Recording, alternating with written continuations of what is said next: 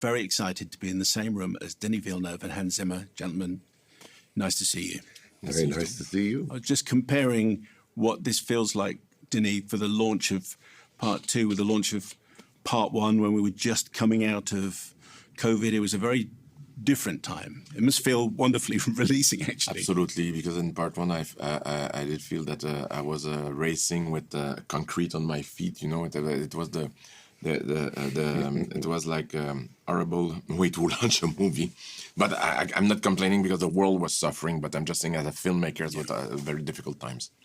This time, at last, we have a almost normal release. Yeah, normal release. Yeah. Yes, I mean, surprisingly, it was surprisingly quite well received for a small independent production, wasn't it? Yeah. But it must be frustrating waiting to get this film out because you have been that was delayed. That. Yeah, but it was a small delay, not too long, and it gave me the chance to do something that I was not expecting. I had a gift, which is that we will release the movie in 70 millimeter. In IMAX or in a regular 70 millimeter format in print that I had done. I didn't do that in ages, and that's a gift from Warner. That was like a little balm on the way. The gap between 1 and 2 is long enough, I think. I watched Part 1 the day before I went to see Part 2, which is what I think most people should do. If they don't have an opportunity to do that, just introduce us to where we are with Part 2, Denis.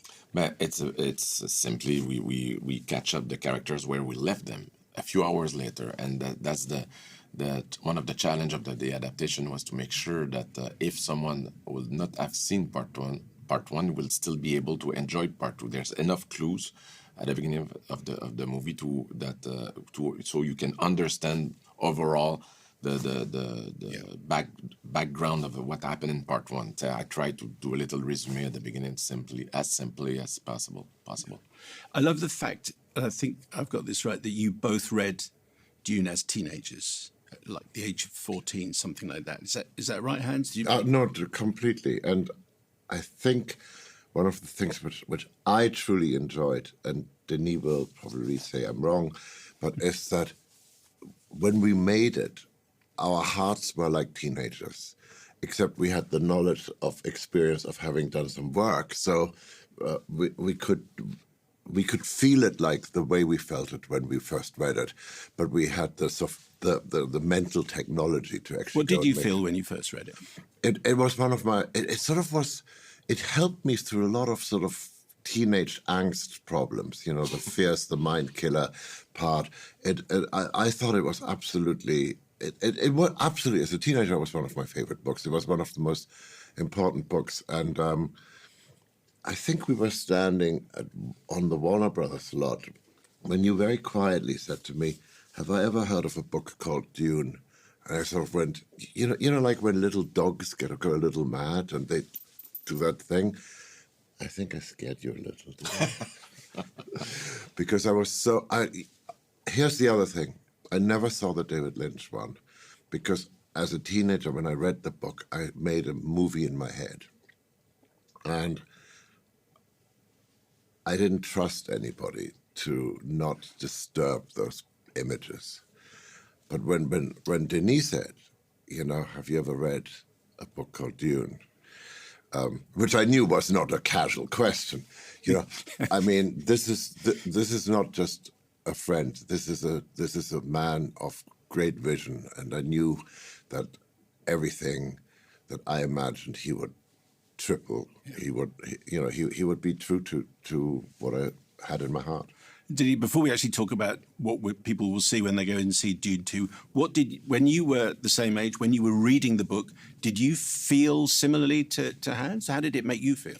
It felt home. This book felt home. It's like let's say when you read it at the beginning of your teenage years, and you follow this young man that is trying to consolidate his own identity, and a young man that will a boy that will finally find home in a foreign culture, is something that absolutely moved me at the time.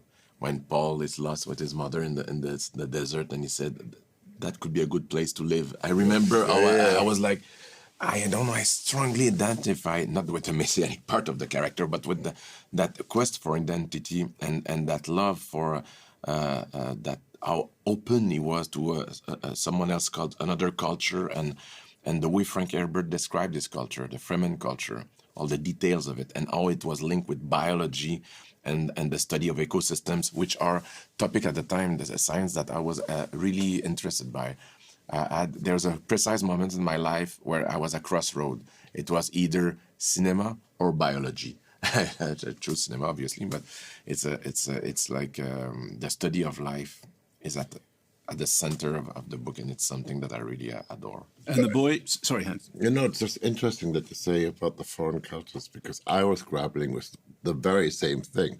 You know, I had come from Germany to England. I was grappling with trying to integrate into a foreign culture, which, by the way, you English did not make easy. Can I apologise then on behalf of England? You're forgiven, my friend. It's always But it's this. It's very much that, you know, that the finding in yourself a sense of home. You